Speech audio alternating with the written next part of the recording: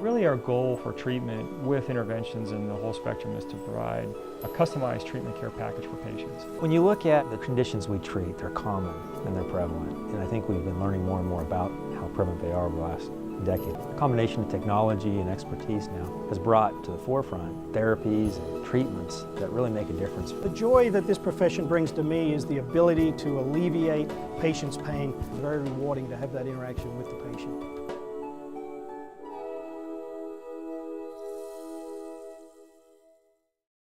Hasn't done much at all today. Might have grown a little bit yesterday since the GPS flight. So we double checking it. Took a little slower flight this time. Hopefully get a little more accurate numbers. And but yeah, the last numbers we had was 340 acres. And the fourth crew just showed up. So we've got 4 type 2 or 4 20-person acres, and then around 120 people on the fire. 340 acres.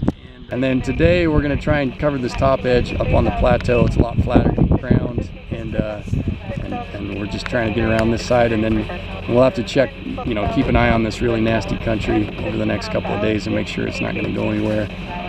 But unless this thing really gets up and surprises us, I think we've got a pretty good handle on things right now. 15% contained as of last night. Okay. And 120 people, is that accurate? That's accurate. And we're kind of sticking with it through the weekend and making sure nothing happens over the weekend, and hoping to have things looking pretty good by Sunday night, Monday morning. If you go up to the type 3 IC, that means extended attack, which means you're not going to catch it in a day or two. You're probably going to have to, do quite a bit more logistics.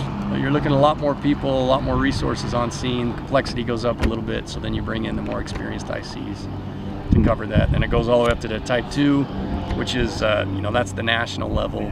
That's when it starts getting really big. And then type 1 is our most complex instance. So we've got probably the farthest one away is Moab. We had a guy come over from Moab. We got some people from the Dixie National Forest, people from the Color Country BLM, people from the Arizona Strip BLM.